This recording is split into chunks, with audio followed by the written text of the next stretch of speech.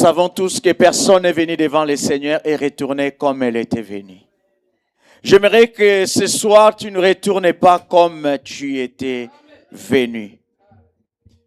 Et j'ai la certitude, j'ai l'assurance que ce message va me faire du bien, va te faire du bien, va nous faire du bien. Parce que Dieu est grand, Dieu est redoutable et Dieu est présent au milieu de son peuple. Je nous prie de nous asseoir. Je vous prie de vous asseoir, merci. Nous voulons parler de Joseph. L'ascension de Joseph. Comment Joseph a monté. Comment Dieu lui a fait grâce de monter. Comment ce qui n'était qu'un rêve était devenu une réalité. Et bien aimé dans le Seigneur, Joseph c'est qui? Joseph, c'est le 11e fils, 11e enfant, pardon. 11e fils, oui. 11e fils de Jacob. Mais de sa mère, Rachel, c'était le fils aîné. Et bien aimé dans le Seigneur, ce qui est merveilleux dans cette histoire, c'est de voir que le nom n'a pas été donné par les pères. Le nom a été donné par la mère. C'est la maman qui a donné le nom de Joseph. Comme elle était stérile, bien aimée dans le Seigneur, en étant stérile, elle n'arrivait pas à enfanter. Et bien aimée dans le Seigneur, quand elle a eu son premier fils, elle ne va pas chercher loin. Elle va juste donner le nom de Joseph pour dire Dieu ajouta.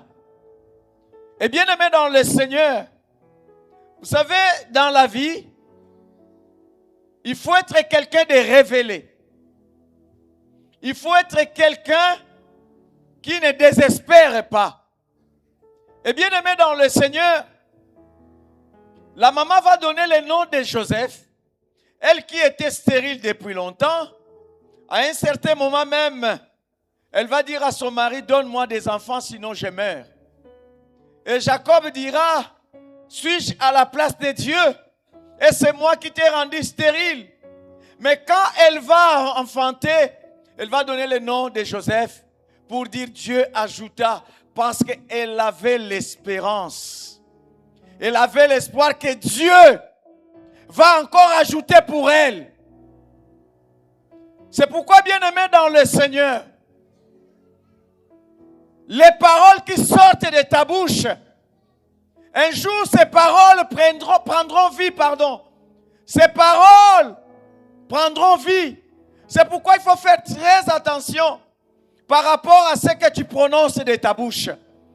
Si ce qui sortent de ta bouche sont positives, et bien aimé dans le Seigneur, un jour tu mangeras les fruits des paroles qui sortent de ta bouche. Et bien aimé dans le Seigneur, elle a donné le nom de Joseph, elle qui était longtemps stérile. Après, Dieu lui a donné Benjamin. C'est pourquoi dans la vie, ne prononce pas des paroles négatives. Sois positive. Espère.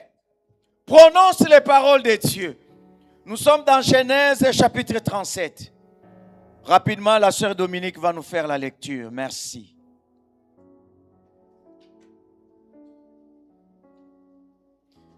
Genèse 37. Je lis la parole de Dieu. Le titre, c'est Joseph vendu par ses frères. Jacob demeura dans le pays de Canaan, où avait séjourné son père. Voici la postérité de Jacob. Joseph, âgé de 17 ans, faisait paître le troupeau avec ses frères. Cet enfant était auprès des fils de Bila et des fils de Zilpa, femme de son père. Et Joseph rapportait à leur père leurs mauvais propos. Israël aimait Joseph plus que tous ses autres fils parce qu'il l'avait eu dans sa vieillesse. Et il lui fit une tunique de plusieurs couleurs. Ses frères virent que leur père l'aimait plus que eux tous et ils le prirent en haine. Ils ne pouvaient lui parler avec amitié. Joseph eut un songe et il le raconta à ses frères qui le haïrent davantage.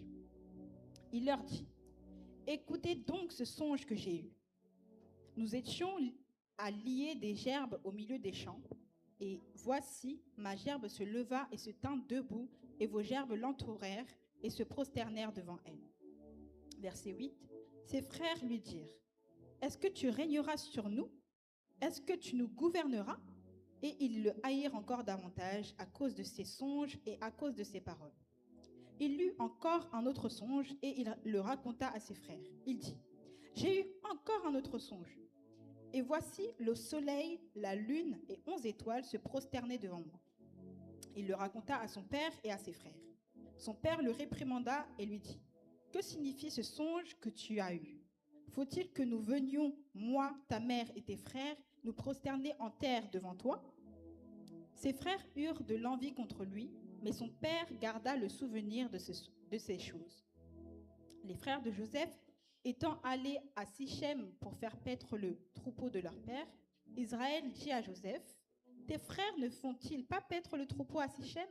Viens, je veux t'envoyer vers eux. » Et il répondit, « Me voici. » Israël lui dit, « Va, je te prie, et vois si tes frères sont en bonne santé et si le troupeau est en bon état, et tu m'en rapporteras des nouvelles. » Il l'envoya ainsi de la vallée d'Hébron, et Joseph alla à Sichem. Verset 15. Un homme le rencontra comme il errait dans les champs, et il le questionna en disant, « Que cherches-tu » Joseph répondit, « Je cherche mes frères. Dis-moi, je te prie, où ils font paître le troupeau. » Et l'homme dit, « Ils sont partis d'ici, car je les ai entendus dire, allons à Dothan. » Joseph alla après ses frères et les trouva à Dothan. Ils le virent de loin, et avant qu'il fût près d'eux, ils complotèrent de le faire mourir. Ils se dirent l'un à l'autre, « Voici le faiseur des songes qui arrive. Venez maintenant, tuons-le et jetons-le dans une des citernes. Nous dirons qu'une bête féroce l'a dévoré, et nous verrons ce que deviendront ses songes. » Ruben entendit cela, et il le délivra de leurs mains. Il dit, « Ne lui ôtons pas la vie. » Ruben leur dit, « Ne répondez point de son. Jetez-le dans cette citerne qui est au désert et ne mettez pas la main sur lui. » Il avait dessein de le délivrer de leurs mains pour le faire retourner vers son père. Lorsque Joseph fut arrivé auprès de ses frères, ils le dépouillèrent de sa tunique, de la tunique de plusieurs couleurs qu'il avait sur lui. Ils le prirent et le jetèrent dans la citerne. Cette citerne était vide. Il n'y avait point d'eau. Ils s'assirent ensuite pour manger. Ayant levé les yeux, ils virent une caravane d'Ismaélites était chargée d'aromates et de baumes et de myrrhe qu'ils transportaient en Égypte. Alors Juda dit à ses frères, « Que gagnerons-nous à tuer notre frère et à cacher son sang? Venez, vendons-le aux Ismaélites et ne mettons pas la main sur lui, car il est notre frère, notre chair. » Et ses frères l'écoutèrent. Verset 28. Au passage des marchands madianites, ils tirèrent et firent remonter Joseph hors de la citerne. Et ils le vendirent pour 20 cycles d'argent aux Ismaélites qui l'emmenèrent en Égypte. Ruben revint à la citerne et voici Joseph n'était plus dans la citerne. Il déchira ses vêtements, retourna vers ses frères et dit, « L'enfant n'y est plus. Et moi, où irai-je » Ils prirent alors la tunique de Joseph et ayant tué un bouc, ils plongèrent la tunique dans le sang. Ils envoyèrent à leur père la tunique de plusieurs couleurs en lui faisant dire, « Voici ce que nous avons trouvé. Reconnais si c'est la tunique de ton fils ou non. » Jacob l'a reconnue et dit, « C'est la tunique de mon fils, une bête féroce l'a dévorée. » Joseph a été mis en pièces et il déchira ses vêtements. Il mit un sac sur ses reins et il porta longtemps le deuil de son fils. Verset 35. Tous ses fils Et toutes ses filles vinrent pour le consoler, mais il ne voulut recevoir aucune consolation. Il disait, c'est en pleurant que je descendrai vers mon fils au séjour des morts. Et il pleurait son fils. Verset 36, les Madianites le vendirent en Égypte à Potiphar, officier de Pharaon, chef des gardes. Amen. Amen. Nous pouvons nous mettre, merci, que Dieu vous bénisse. Bien-aimés dans le Seigneur, nous venons de lire l'histoire de Joseph. Et bien-aimés, la Bible commence par nous donner la postérité de Jacob.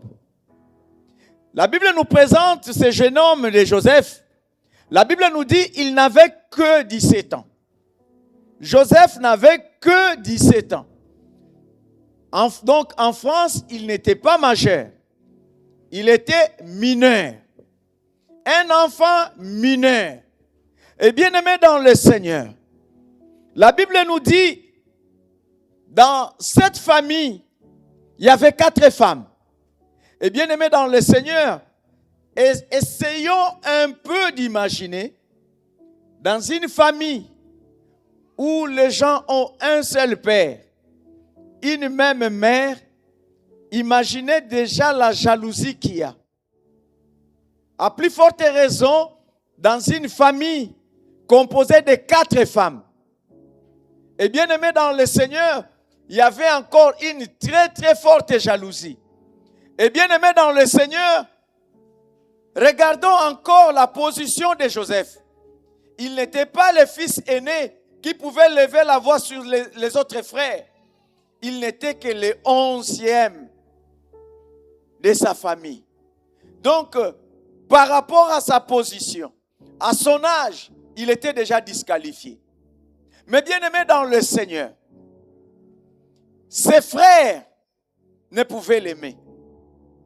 Les frères ne pouvaient jamais lui parler avec amitié. Et bien aimé dans le Seigneur, déjà il y avait la haine. Il n'était pas aimé par ses frères. Mais la Bible nous dit quoi? Israël, qui est Jacob, autrefois Jacob, aimait Joseph plus que tous ses autres fils, parce qu'il avait eu dans sa vieillesse, il lui fit une tunique de plusieurs couleurs. Et bien aimé dans le Seigneur, autre chose, c'était aussi la faute du père. Le père ne pouvait pas cacher ses sentiments vis-à-vis de Joseph. Vous savez, bien aimé dans le Seigneur, nous qui sommes parents, faisons très attention dans notre manière d'agir, dans notre manière de faire. Vous savez, même dans une famille, il peut y avoir des frères et des sœurs.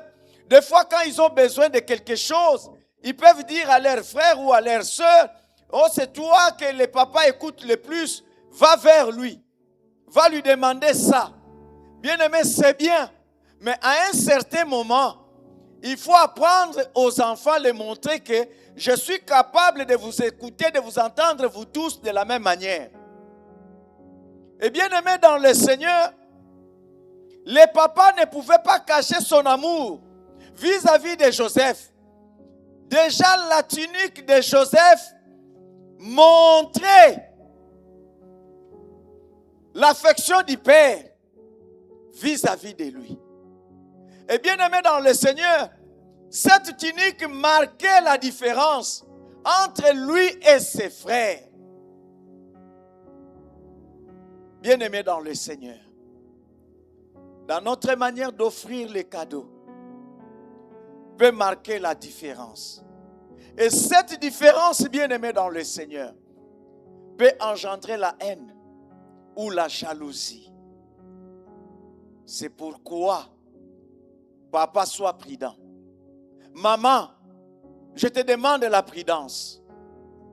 Si nous-mêmes, nous ne savons pas agir, nous commençons à diviser nos enfants, sachons-les, quand ils seront grands, peut-être, ils ne vont plus commencer à s'appeler. Ils ne vont plus se parler. Faisons très attention. Parce qu'il y a des choses, on peut s'aimer depuis les bas âges. Quand ça va mûrir, ça sera compliqué. Nous devons faire très attention. Et bien aimé dans le Seigneur, la Bible nous dit, ses frères, écoutez bien, ses frères virent que leur père l'aimait plus que tous. Ils les prirent en haine. Ils ne pouvaient lui parler avec amitié. L'amour du père a suscité la haine et ils ne pouvaient jamais parler à Joseph avec amitié. Les réponses étaient toujours sèches, avec colère. Et bien aimé dans le Seigneur, Joseph va faire un songe. Dans son songe, il dit, écoutez donc ces songes que j'ai eus. Nous étions alliés de gerbes. Nous étions alliés de gerbes au milieu des champs. Et voici, ma gerbe s'éleva et s'éteint debout. Et vos gerbes l'entourèrent et se prosternèrent devant elle. Bien-aimé, lui, il a eu seulement les rêves. Bien-aimé, au lieu de se taire, il va prendre encore ses rêves. Il va annoncer les rêves à ses frères. Est-ce que Joseph manquait le discernement? Est-ce que Joseph ne pouvait pas comprendre ses songes, l'explication de ses songes? Parce que la Bible nous dit, dès qu'il a raconté les songes à ses frères, les frères ont compris l'explication. Et bien aimé dans le Seigneur, ses frères lui disent, est-ce que tu régneras sur nous? Est-ce que tu nous gouverneras? Et ils les haïrent encore davantage à cause de ses songes et à cause de ses paroles. Bien-aimé dans le Seigneur, j'aimerais dire à quelqu'un, la discrétion dans la vie te sauvera. Beaucoup de gens ne sont pas discrets dans leur vie. Vous savez, il y a des choses dans la vie. Il y a des choses dans la vie. Ça peut être une promesse. Ça peut être un projet. Mais bien aimé dans le Seigneur, ces choses-là, quand c'est encore une promesse, quand c'est encore un projet, tu n'es pas obligé de le dire à tout le monde. Bien aimé dans le Seigneur, combien de vies aujourd'hui ne sont plus cachées? Combien de vies aujourd'hui ne sont plus sécurisées? Il y avait une dame, bien aimée dans le Seigneur, je ne sais pas si vous avez suivi ça. La dame sur Facebook, la dame est tombée enceinte. Et bien aimée dans le Seigneur, à un certain moment, elle commençait à faire des publications sur sa grossesse. Elle faisait des publications. Au moment de l'accouchement, bien aimée dans le Seigneur, elle a fait une fausse couche. Mais bien aimé, bien sûr les gens ont compati, ont présenté leurs condoléances, ont montré la compassion. Mais bien aimé, mais qu'est-ce qui s'est passé? Il y a des secrets bien aimés. Il y a des choses bien aimées. Tu ne peux pas les dire ou tu ne peux pas les révéler à tout le monde. Vivez dans la discrétion. Soyez discrets. Soyez discrètes. La discrétion, bien-aimés dans le Seigneur. Ce qui marque la différence. La Bible déclare, comme on nous a prêché le dimanche, ceux qui se laissent conduire par l'Esprit de Dieu sont appelés fils de Dieu. Ceux qui se laissent conduire par le Saint-Esprit de Dieu sont appelés fils de Dieu. Bien-aimés dans le Seigneur, ils étaient les enfants d'un même père. Mais ils n'avaient pas tous l'esprit du Père. C'est l'esprit du Père qui fait la différence. Bien-aimés, on peut se dire être enfant de Dieu. Est-ce que nous tous, nous avons le sentiment de Christ en nous? Bien-aimés, si nous sommes enfants de Dieu, la Bible nous dit, marchez selon l'esprit et vous n'accomplirez pas les désirs de la chair. Quand on marche selon l'esprit, on va manifester les fruits de l'esprit. Et quand on marche selon la chair, on va manifester les œuvres de la chair. La haine, la jalousie, les querelles, les disputes, le meurtre, ces choses sont les œuvres de la chair. Jamais une personne qui est conduite par l'Esprit de Dieu, on va voir ces œuvres de la chair se manifester en lui. Ils étaient tous les enfants d'un même Père, mais ils n'avaient pas tous l'Esprit du Père. Nous tous, nous pouvons dire que nous sommes des enfants de Dieu. Est-ce que nous tous, nous avons l'Esprit du Père? Est-ce que nous avons l'Esprit du Père?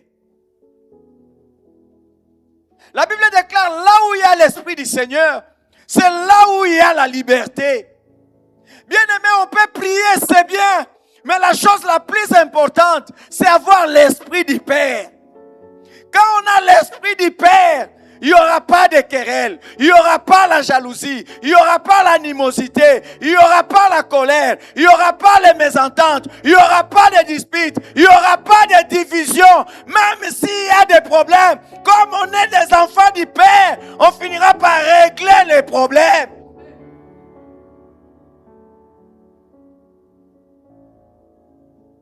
Dans une famille, les enfants d'un même père, d'une même mère, ils se disputent, ils se querellent, ils se déchirent. Mais ce sont des choses aussi que nous voyons dans l'église aujourd'hui.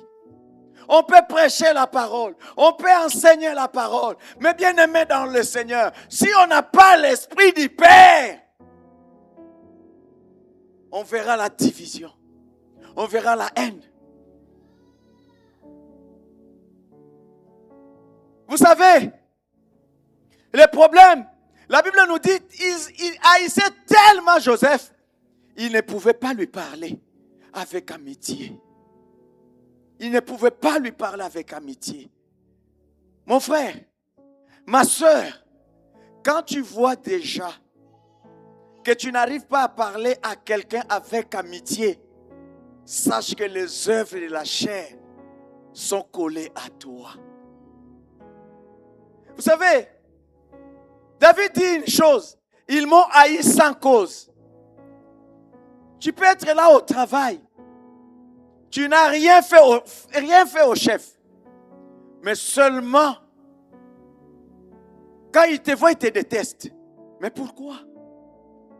Mais pourquoi? Qu'est-ce que j'ai fait? C'est quoi le problème? Ou soit, bien-aimé, le simple fait d'entendre le nom de quelqu'un, ça te fait mal au cœur. Tu vois juste son visage. Tu dis, celle-là, je ne l'aime pas. Je le hais. Bien-aimé, sache que l'esprit qui animait le fils de Joseph commence à se manifester en toi. Un prédicateur peut se tenir devant. Tu commences à dire, je ne l'aime pas. Faites attention. Nous sommes enfants de Dieu. La Bible déclare, supportez-vous les uns les autres. Mais pourquoi, bien-aimé? La Bible dit, il a juste raconté les rêves. Pour lui, Joseph, il n'a pas compris. Il n'a pas compris. Laisse-moi te dire, ta vie, c'est un mystère. Ta vie, c'est un mystère. Nous devons faire très attention par rapport à notre attitude et aussi aux paroles qui sortent de nos bouches. La Bible déclare par tes paroles, tu seras justifié et par tes paroles, tu seras condamné. Tu ne sais pas, tu ne connais pas la personne qui se trouve en face de toi. Il suffit que tu ouvres seulement la bouche. La personne te comprend mieux que toi. Moi, je me pose seulement la question. Est-ce que Joseph, quand il a raconté ses rêves, il n'a pas discerné? Peut-être comme il était encore mineur, jeune enfant, ado, je ne sais pas, est-ce qu'il n'a pas discerné? Mais quand il a raconté les rêves, tout de suite ses frères ont donné l'explication aux rêves. Tu sais, il y a des gens, juste en t'observant, ils peuvent comprendre les choses qui sont en toi. C'est pourquoi il faut faire très attention. Les premiers rêves, c'était un problème. Le deuxième rêve, il va dire, j'ai vu 11 étoiles se prosterner devant mon étoile, la lune et le soleil. Quand il a raconté cela, cette fois-ci, il y avait ses parents. Oui, bien sûr, Rachel était déjà décédée. Il y avait les 3 femmes. Il y avait ses frères, sa sœur. Et quand il a raconté les rêves, tout de suite, le père a compris. Ça veut dire, tu régneras sur nous. On viendra se prosterner devant toi. Là encore, c'était un problème pour Joseph. À cause des rêves. Lui, il pensait que c'était seulement les rêves. Alors qu'à l'époque, on ne pouvait pas négliger les rêves. Dieu parlait souvent par les rêves. Et Dieu va dire à Marie et Aaron, s'il y a parmi vous un prophète, je lui parlerai en songe. Il n'en est pas ainsi de mon serviteur Moïse. Lui, je lui parle de bouche à bouche. C'est pourquoi il faut faire très attention, mon frère, par des rêves. Si tu n'as pas l'interprétation, quelque part, il y a une interprétation pour tes rêves. Et bien aimé dans le Seigneur, quand il va raconter cela, ça sera un problème. Et bien aimé, qui avait la faveur du Père? C'est Jésus-Christ d'abord.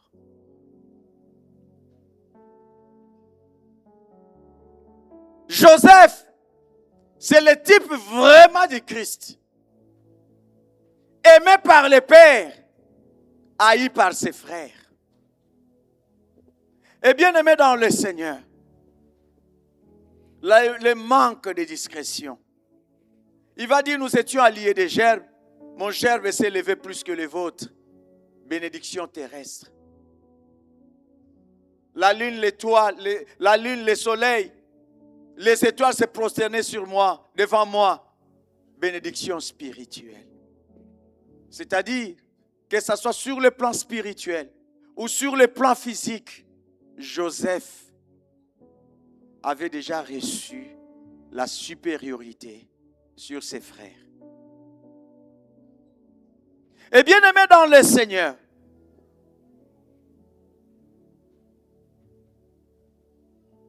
quand on parle des étoiles, faites attention. Il y a des gens qui disent que les étoiles n'existent pas. Mais la Bible nous confirme bel et bien, les étoiles existent. J'aimerais dire à quelqu'un, veille sur ton étoile, que personne ne vole ton étoile. Veille sur ton étoile, préserve ton étoile. Beaucoup sont là, on les a volés leurs étoiles.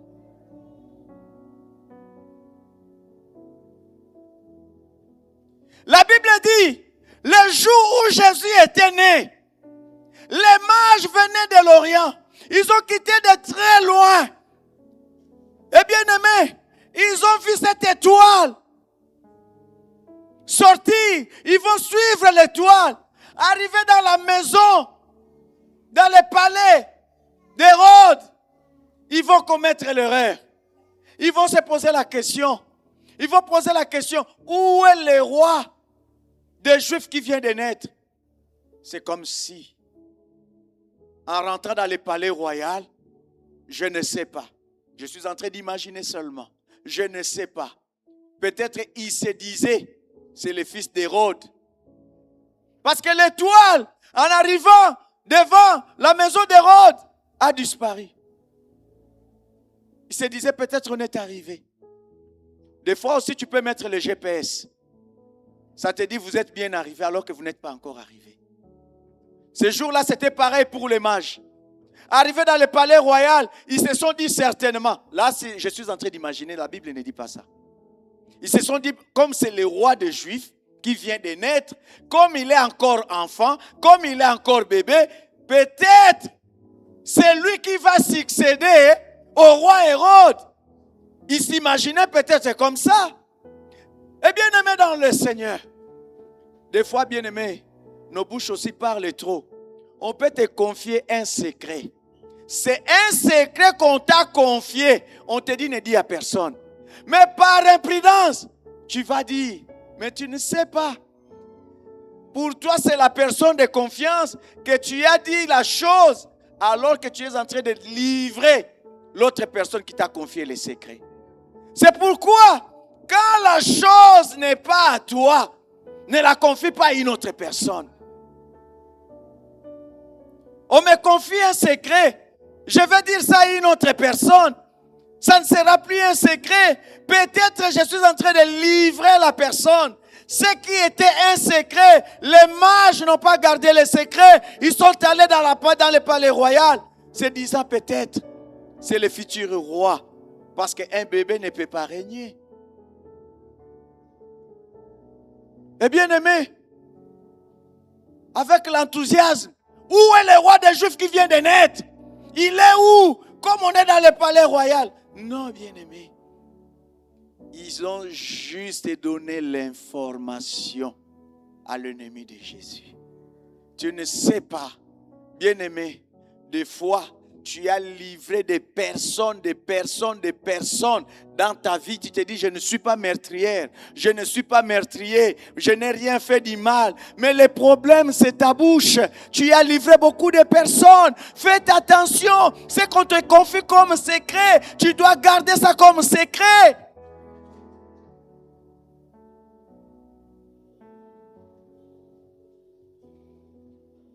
Bien-aimé dans le Seigneur. Quand Hérode a entendu, il a dit, wow, il a appelé les sages. Ils vont leur demander, est-ce que ce qu'ils ont donné comme information, c'est vrai? Ils ont vérifié, oui, c'est à Bethléem. Oui. Hérode a dit quoi? Il faut supprimer tous les enfants de moins de 2 ans. À cause de qui? À cause des mages qui n'ont pas su garder les secrets. Faites attention. Faites attention, mon frère. De toutes les paroles qui sortent de ta bouche, faites attention. Et bien aimé, ils ont vu cette étoile, ils ont suivi cette étoile qui a commencé à briller. Et Joseph va faire le même rêve en disant, j'ai vu mon étoile au-dessus de vos étoiles. Pourquoi il va représenter les 11 étoiles plus ton étoile, ça fait 12 étoiles. Pourquoi il va représenter les étoiles? Les gens du monde spirituel, ils comprennent ces choses. Lisons un peu 1 Corinthiens. Je ne l'ai pas noté. 1 Corinthiens 15, 40, 41. 1 Corinthiens 15, 40, 41.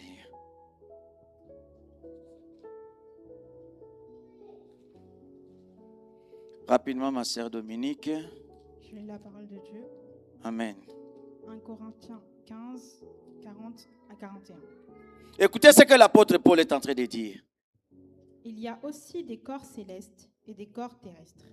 Mais l'éclat des corps célestes est différent de celui des corps terrestres.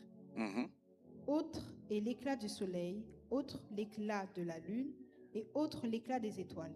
Chaque étoile diffère même en éclat d'une autre étoile. Chaque étoile diffère en éclat d'une autre étoile. Bien-aimés dans le Seigneur, chaque étoile diffère d'une autre étoile en éclat. Toutes les étoiles ne brillent pas de la même façon. Nous pouvons être tous des étoiles, mais toutes les étoiles ne vont pas briller de la même façon. Bien-aimés dans le Seigneur, c'est pour dire, cela ne dépend pas de toi. Cela dépend de Dieu. Bien-aimé dans le Seigneur, je ne sais pas par quelle matière tu vas frotter ton étoile pour que ça puisse briller plus que l'étoile de ton frère ou de ta soeur. Je ne sais pas par quel produit. L'étoile, ce sont des choses surnaturelles. Les bénédictions sont les bénédictions surnaturelles. C'est Dieu qui accorde cela. Bien-aimé dans le Seigneur, même si tu fais les efforts, ton étoile ne brillera pas plus que l'étoile de l'autre. Parce que c'est Dieu qui fait briller l'étoile de chacun de nous. Bien-aimé, même si Dieu avait montré à Joseph qu'il va dominer sur ses frères, cela ne voulait pas dire que ses frères sont maudits. Et aussi, ils avaient leur bénédiction. Mais seulement, l'étoile de Joseph devait s'élever au-dessus de leurs étoiles. Bien-aimés, il y a des choses on peut forcer, on peut faire. On élimine même les gens, on détruit même les gens. Tu ne prendras jamais la grâce qui est dans la personne. Impossible. Chacun de nous a sa grâce. Le pasteur Yves a sa grâce. Moi aussi, j'ai ma grâce. Quel que soit l'effort que je peux faire, je n'aurai jamais la grâce que Dieu a mise en lui. Impossible. Impossible. C'est pourquoi on voit les gens se batailler, que ça soit ma place. Même si on te donnait cette place, la grâce ne se manifestera jamais de la même manière. Dieu a choisi Joseph et c'est Joseph qui devait régner. Et c'était comme ça dans le plan de Dieu. Chaque étoile diffère de l'autre étoile. Et bien aimé dans le Seigneur, toutes les étoiles n'ont pas le même éclat. Même si, vous voyez ce qui est ce qui peut paraître comme une confusion. Tu as étudié plus que ton frère, mais c'est lui qui domine plus que toi. C'est comme ça dans la vie. Ce n'est pas à cause des diplômes, ce n'est pas par rapport à l'âge. La grâce reste la grâce. Dieu fait grâce à qui il veut faire grâce. C'est tout.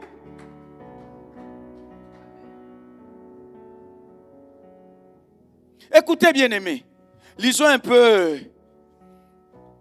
Genèse 49. Rapidement, ma sœur Dominique. En attendant que je trouve. Parce que ça, je ne l'ai pas noté aussi. Écoutez ce que Jacob ou Israël est en train de dire par rapport à ses fils. Ça, c'est une prophétie qu'il est en train de donner à chacun. À chacun. Le Père est en train de donner une bénédiction. 49, verset 22. Commence à partir du verset 22. Qu'est-ce que le Père est en train de dire pour Joseph? Lis la parole de Dieu. Joseph est le rejeton d'un arbre fertile. Le rejeton d'un arbre fertile près d'une source. Ses branches dépassent le mur.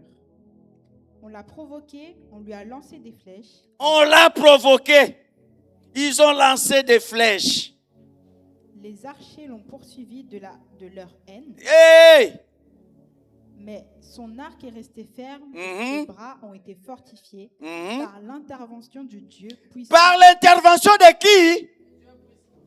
Bien-aimé, il y a des choses. Lui, il était encore mineur, il était encore petit, à l'âge de 17 ans. Pendant qu'on le poursuivait, il était sans défense, mais il y avait quelqu'un qui les protégeait.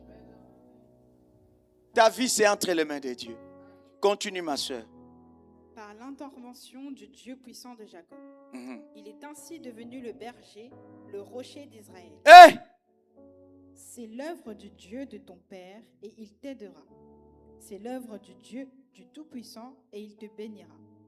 Il t'accordera les bénédictions du ciel, Les bénédictions du ciel, comme étoile. Continue. les bénédictions de l'eau souterraine, Comme le gerbe. les bénédictions de la mamelle et du ventre maternel, les bénédictions de ton père Et va doucement.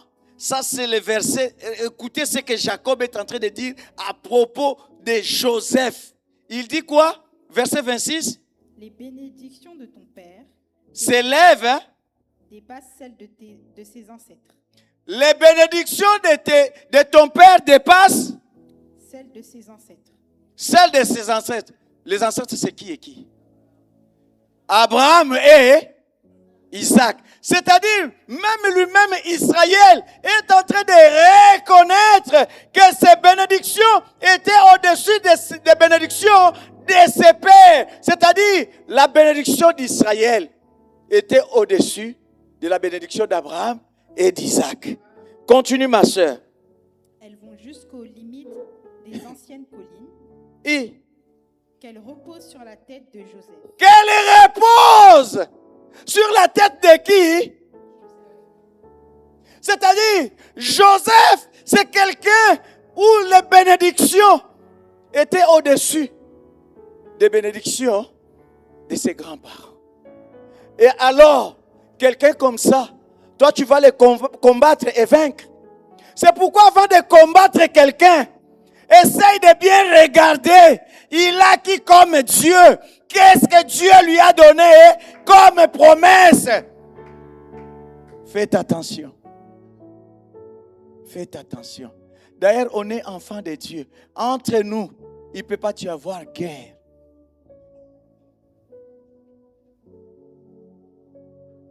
Bien-aimé, merci. Regarde la prophétie qu'on est en train de donner sur Joseph. C'est-à-dire, le Père vient de confirmer ce que Joseph avait reçu comme rêve. Mais bien-aimé dans le Seigneur, le Père va l'envoyer aller chercher ses frères à Sichem. Ils étaient censés paître le troupeau à Sichem dans la présence de Dieu, mais non. Ils vont se dire non, nous on ne va pas rester à Sichem, on va s'éloigner. Bien-aimé dans le Seigneur, rien n'est hasard dans le monde spirituel. Les hasards n'existent pas. Tout est bien calculé. Les frères étaient à Sichem. Ils vont se dire, et quittons Sichem pour aller à Dothan. Aller à Dothan, c'est là où il y a la loi. C'est là où il y a les coutumes. C'est là où il y a les décrets. C'est là où il y a les principes. Face à ça, on va voir s'il va s'en sortir. Dothan, qui veut dire deux puits. Dans ces deux puits-là, c'est là où ils vont attendre Joseph. Et bien aimé, le Père, il pressentait quand même quelque chose comme il était prophète. Il va envoyer son fils. Des fois, bien aimé dans le Seigneur, Dieu nous envoie. Mais il sait lui-même qu'il va nous protéger. Parce qu'il a dit, je vous envoie comme des brebis au milieu des loups. Et bien aimé, même si tu es au milieu des loups, ils ne te feront rien. Parce que Dieu est avec toi. Vous savez, les problèmes que les frères n'ont pas compris en ce qui concerne Joseph, la force de Joseph résidait en ce que Dieu était avec lui. Dieu était avec lui. La Bible dit, si Dieu est pour nous, qui sera contre nous? Quand tu marches dans la présence de Dieu, quand Dieu te sécurise, tu n'as rien à craindre. La Bible déclare que 10 000 tombent à ta droite, 1000 à tes côtés, tu ne seras pas atteint. Et la Bible déclare, de tes yeux tu regarderas et tu verras la rétribution des méchants. Joseph n'avait rien à craindre. Le premier secret de la réussite de Joseph, c'est parce que Dieu était avec lui. Or, la Bible nous dit, avec Dieu, nous ferons des exploits. Et ensuite, il fera quoi? il écrasera nos ennemis. Bien-aimés dans le Seigneur, les frères arrivaient à Dothan. Joseph est parti à Sichem parce qu'il savait que c'est là où il paissait les troupeaux. Arrivé à Sichem, il va rencontrer quelqu'un. Il va dire, je cherche mes frères. Où est-ce qu'ils sont partis? Le monsieur va lui dire, je les ai entendus dire qu'ils sont partis à Dothan. Et bien aimé, arrivé à Dothan, c'est là où, bien aimé dans le Seigneur, tout s'est décidé. La loi, les décrets, les problèmes, tout ce que nous vivons, bien aimé, il y a des choses qui ont été décidées la nuit. Dans les parlements du monde spirituel. Imaginez quelqu'un comme Job. Il était tranquille dans sa maison. Pendant que Dieu siégeait dans son conseil. Satan aussi s'est présenté. Dieu lui a demandé, Satan, d'où viens-tu? Il va dire quoi? De parcourir la terre. As-tu remarqué mon serviteur Job? Il n'y a pas quelqu'un qui soit intègre comme lui. Et bien aimé dans le Seigneur, Job était tranquille avec sa femme et ses enfants à la maison. Mais la nuit, il y a des choses qui s'est décidées sur sa vie. Il ne connaissait pas. Mon frère, ma soeur, la nuit, ou dans le monde spirituel, il y a des choses qui se décident sur notre vie. C'est pourquoi désire la présence de Dieu. Parce que si Dieu marche avec toi, la Bible dit, te feront la guerre, mais ils ne te vaincront pas. Ils ne te vaincront pas. Malgré leur décision la nuit de te combattre, de te faire du mal, Dieu te sauvera de leurs pièges. Arrivé à Dothan, ils vont regarder, ils vont dire, hé, les faiseurs de songes. Pour que ces songes ne se réalisent pas, nous devons les tuer. Pour que ces rêves ne se réalisent pas. Bien-aimé, qui veut détruire ton rêve? Qui veut tuer ton rêve? Qui veut te déstabiliser? La Bible dit, ceux qui connaîtront leur Dieu agiront avec fermeté. Reste ferme. Il faut relire encore ce que Jacob ou Israël a prononcé comme bénédiction sur Joseph. Il dit, son arc était debout malgré les attaques des ennemis. Il était ferme. Ils ont dit, regardez les faiseurs de songes. Celui que le Père aime. On va maintenant le tuer pour voir comment vont se terminer ces rêves. Bien-aimé, il y en a seulement qui cherchent à te détruire, voir comment tu vas finir. Il y en a qui te regardent, ils se disent, on va voir comment il va finir. Comment il va finir. Il a témoigné, non? On va voir comment il va finir. Il s'est marié, non? On va voir comment il va finir. Il a fait ceci, non? On va voir comment il va finir. Surtout ici au Mans. Je vous dis, mes bien-aimés, dès qu'un couple achète une maison, des problèmes commencent. Des problèmes commencent. Je vous dis, bien-aimés dans le Seigneur, ça fait 25 ans que je suis dans cette ville. J'en ai vu beaucoup. Dès que les couples achètent une maison, des problèmes. Eh bien-aimés, c'est quelle ville? C'est quelle ville? Bien-aimés, vis dans la discrétion. Bien-aimés dans le Seigneur, ils se sont dit, oh, on va voir où vont finir ces rêves. Qu'est-ce qu'ils vont faire? Pendant qu'ils s'approchaient, ils vont dire, l'héritier est là, on va le tuer. De la même manière, quand Jésus est arrivé, les Juifs ont dit quoi? Voici l'héritier, tuons-les. De la même manière, ils ont décidé sur Joseph. Il était là à Dothan. Ils ont décidé de le tuer. Bien-aimés dans le Seigneur, à Dothan, il se passe beaucoup de choses.